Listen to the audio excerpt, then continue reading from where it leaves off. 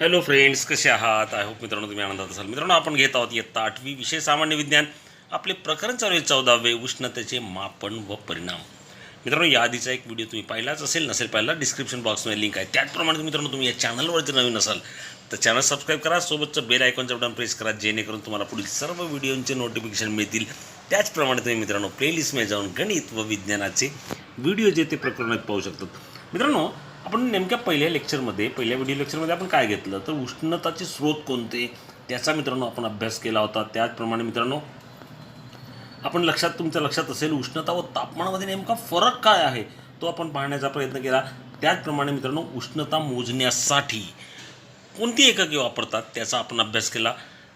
ते एकक होते सेल्सिअस, केल्विन आणि फॅरेनहाइट. अर्थात त्यांच्यामधील संबंध सूत्राच्या साहाय्याने आपण अभ्यासला होता, नाही का. त्याचप्रमाणे काही न्यूमरिकल्स जी गणितं आहेत, आपण 2 गणितं ही सुद्धा आपण ती सोडवली होती. मित्रांनो, त्या पुढचा टॉपिक आज आपण घेत आहोत तापमापी. आता तापमापी मित्रांनो तुम्हाला माहीत असेल जी डॉक्टरांकडे सुद्धा असते, आपल्या प्रयोगशाळेत सुद्धा असते, जेणेकरून आपण तापमान जे आहे ते मोजू शकतो. आता जर मित्रांनो पाहिले असतील तर टोटल 3-4 प्रकारचे तापमापे असतात. प्रत्येकाचा आपल्याला अभ्यास थोडा करायचाच आहे. आता साधारणपणे तापमापीचं कार्य नेमकं कसं चालतं ते आपण बघूया. आता इकडे बघा मित्रांनो, इथे हे तापमापी दिलेली आहे, नाही का. आता ही तापमापी सगळ्या प्रकारच्या तापमापी दिल्या आहेत. इथे वैद्यकीय तापमापी म्हणजे डॉक्टरांकडे असणारी तापमापी किंवा हॉस्पिटलमध्ये असणारी तापमापी, डिजिटल तापमापी किंवा कमाल आणि किमान टेम्परेचर जास्त असेल त्यावेळेस लागणारी तापमापी, अशा 4 आकृती आपल्याला इथे दिलेल्या आहेत. आपण मित्रांनो याची कार्यरचना नेमकी कशी असते ती आपण बघूया.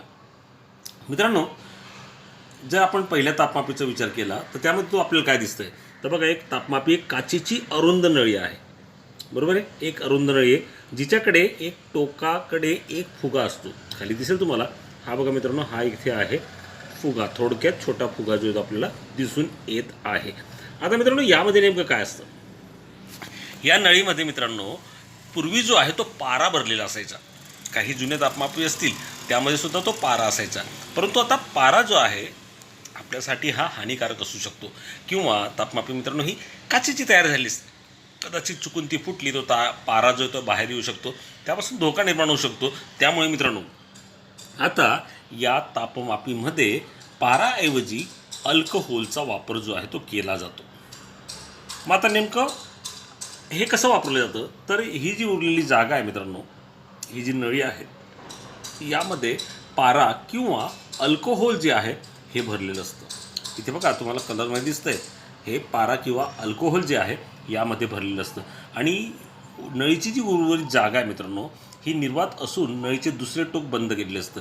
या बाजूला ही निर्वात जागा आहे, निर्वात पोकळी म्हणूया, आणि या बाजूला हे टोक जे ते बंद केलेलं असतं.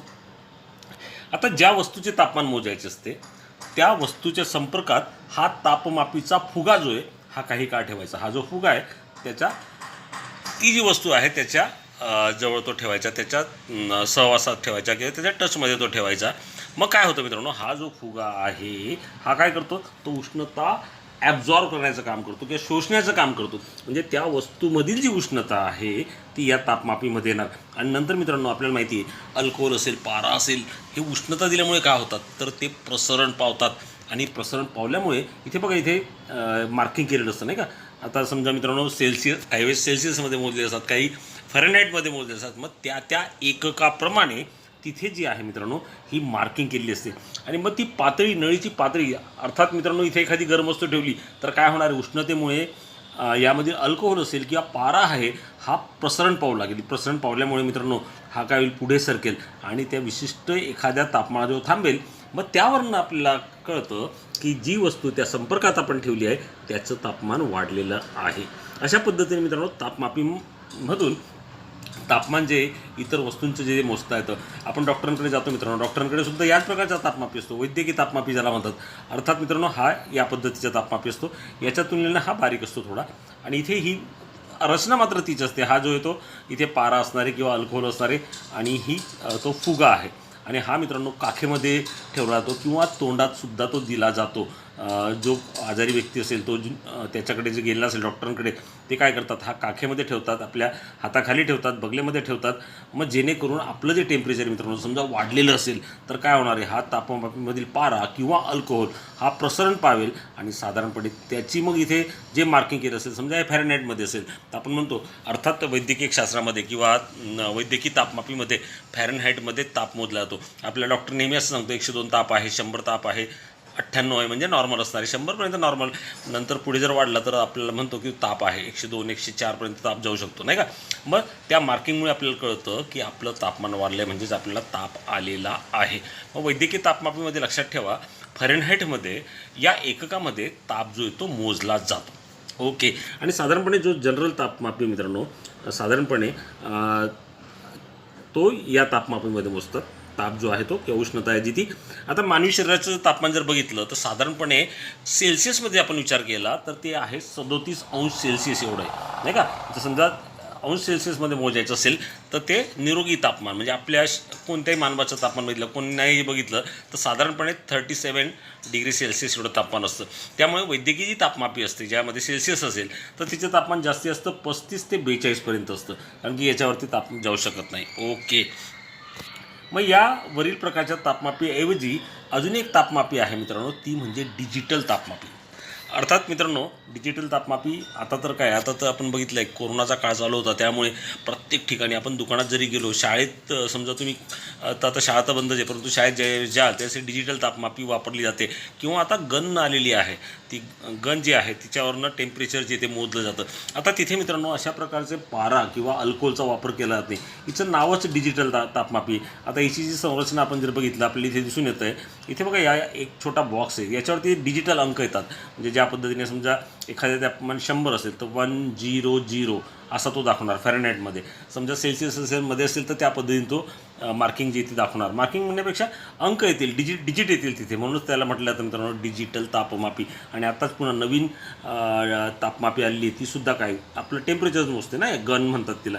या पद्धती गनसारखी आपल्या बंदुकीसारखी त्याची रचना आहे आणि तो तर टचही करता येते मित्रांनो. इथे मित्रांनो आपल्याला टच करावा लागतो, आपला हात जो आहे तो या संपर्कात आणावा लागतो. परंतु आता जी गन मशीन ज्याला म्हणतो आपण किंवा गन टेम्परेचर करण्याचं जे उपकरण आहे त्याला मित्रांनो टचही करण्याची गरज नाही, ते आपल्याला लांबूनच ते टेम्परेचर जे ते कॅप्चर करतं आणि आपलं टेम्परेचर ते अचूक सांगू शकतं. अशा पद्धतीने मित्रांनो आपल्याला सांगता येईल की या तापमापी आहेत. त्या गन तापमापीचा या पुस्तकात उल्लेख नाही, कारण की तोपर्यंत त्याचा एवढा यूज नव्हता, परंतु निश्चित पुढे ते तुम्हाला ते माहीत असलं पाहिजे म्हणून तुम्हाला सांगितलं आहे. आता मित्रांनो या तापमापी तुमच्या लक्षात आल्या असतील. ही तापमापी जी आहे साधारणपणे अंश सेल्सिअसमध्ये सुद्धा किंवा फॅरनहाईटमध्ये सुद्धा असू शकतात. ज्या वैद्यकीय तापमापी आहेत त्या मात्र त्यांचं जे एकक आहे फॅरनहाईटमध्ये मोजलेलं आपल्याला दिसून येते.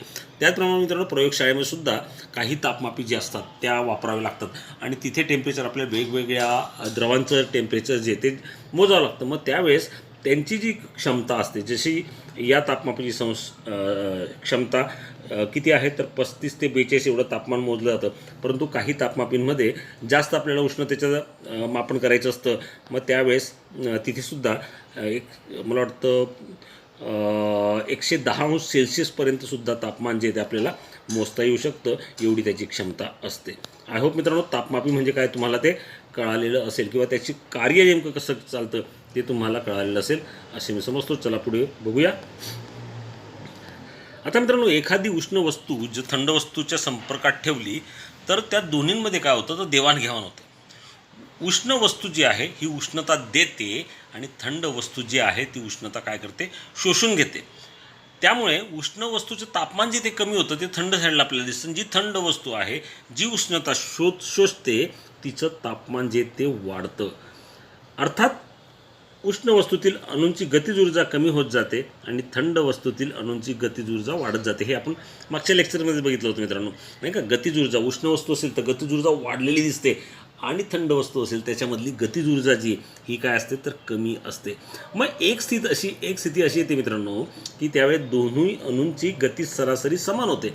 म्हणजेच काय तर त्या दोन्ही वस्तूंचं तापमान जे हे काय होतं सारखं होतं. याच्यासाठी आपलं उदाहरण घ्यायचं म्हटलं मित्रांनो गरम पाणी जे आहे नाही का. आपण अंघोळीसाठी गरम पाणी घेतो त्यावेळेस काय करतो आपण, जे गरम पाणी ते टाकतो ते खूपच गरम असेल तर आपण काय करतो, तर थंड पाणी त्यामध्ये मिक्स करतो. मग त्यावेळेस अशी एक स्थिती येते की गरम पाणी खूप गरमही राहत नाही आणि थंड पाणी थंडही होत नाही. काय होतं, ते तापमान टाकल्यानंतर ते कोमट होतं. म्हणजे आपल्याला लागणारं, आपल्याला ज्याप्रमाणे उष्णता पाहिजे, ज्याप्रमाणे आपल्याला ते गरम हवं त्या पद्धतीने होतं, नाही का. अशीच काहीशी क्रिया थंड वस्तू आणि गरम वस्तू जर जवळ आली तर थंड वस्तू ही गरम होते आणि गरम वस्तू जी आहे ती थंड होते. आय होप मित्रांनो हे तुम्हाला कळालं असेल. मित्रांनो, पुढचा जो टॉपिक आहे तो अतिशय महत्त्वाचा आहे, विशिष्ट उष्मा. तुम्हाला ह्याच्या बेस यादी पुढे 9वी-10वीमध्ये याबद्दल तुम्हाला जास्ती अभ्यास करायचा आहे. पण विशिष्ट उष्मा म्हणजे काय, पदार्थाचा विशिष्ट उष्मा म्हणजे नेमकं काय. तर मित्रांनो, विशिष्ट उष्मा, पदार्थाचा विशिष्ट उष्मा हा एकक वस्तुमानाच्या पदार्थाचे तापमान 1 अंशाने वाढवण्यासाठी लागणारी उष्णता असते.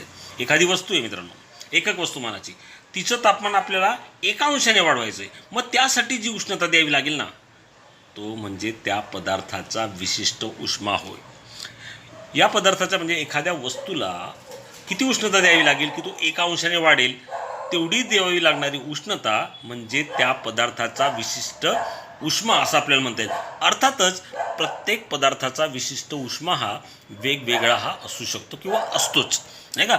विशिष्ट उष्मा मित्रांनो या सी लेटरने दर्शवतात, जो स्मॉल सी आहे की नाही, या चिन्हाने तो दर्शवले जातात. मग याचं एकक काय, या विशिष्ट उष्माचं एकक काय, तर SI मधील याचे एकक जर बघितलं तर जूल प्रति किलोग्रॅम अंश सेल्सिअस. जूलमधील विशिष्ट उष्माचं एकक आहे जूल प्रति किलोग्रॅम अंश सेल्सिअस. त्याचप्रमाणे CGS मध्ये बघितलं तर कॅलरी प्रति ग्रॅम अंश सेल्सिअस. आता मित्रांनो, इथे महत्त्वाचं एक सूत्र आहे, ते खूप महत्त्वाचं आहे, ते तुमचं लक्षात असणं गरजेचं आहे, कारण की त्यावरून आपल्याला न्यूमरिकल जे ते सोडवावे लागतात. विशिष्ट उष्मा म्हणजे C, वस्तुमान M असलेल्या वस्तूचे तापमान TI पासून TF पर्यंत. आता TI पासून म्हणजे काय, तर त्याचं इनिशियल टेम्परेचर म्हणजेच काय, त्याचं सुरुवातीचे टेम्परेचर.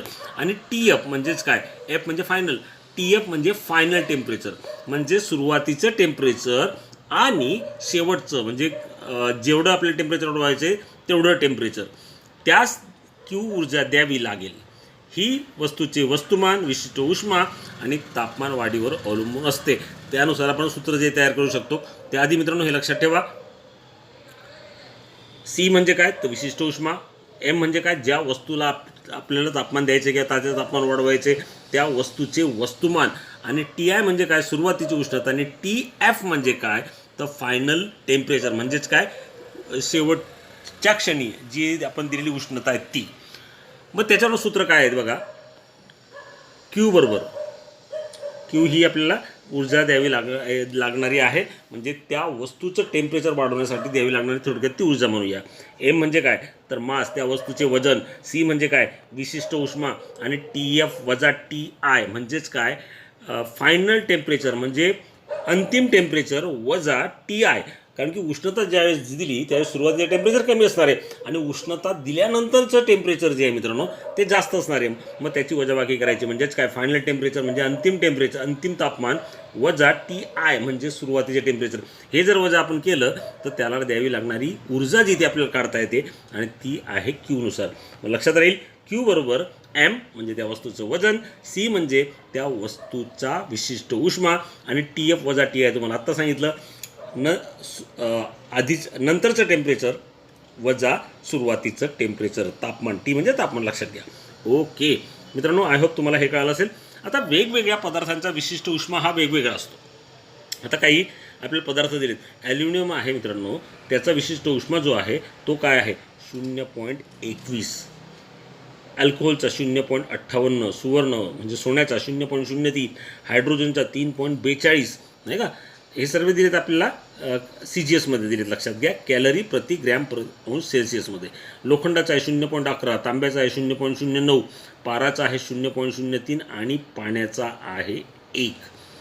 आय होप मित्रांनो तुम्हाला विशिष्ट उष्मा म्हणजे काय ते कळालं असेल. पुन्हा एकदा सांगतो, विशिष्ट उष्मा म्हणजे काय, एखाद्या पदार्थाचं तापमान जे आपल्याला 1 अंशाने वाढवायचं असेल तर त्याला जेवढी उष्णता द्यावी लागेल ती म्हणजे त्याचं विशिष्ट उष्मा. अर्थात प्रत्येकाचा विशिष्ट उष्मा वेगवेगळा आहे, आपण या टेबलामध्ये बघितलाच आहे. आय होप मित्रांनो आपण इथे थांबूया. तुम्हाला आजचा टॉपिक कळाला असेल. पुढचा जो टॉपिक आहे कॅलरी मापी आणि बरंच काही अजून ते आपण पुढच्या लेक्चरमध्ये घेऊया. तोपर्यंत धन्यवाद. Good bye. चॅनलवर नसाल तर चॅनल नक्की सबस्क्राईब करा. धन्यवाद.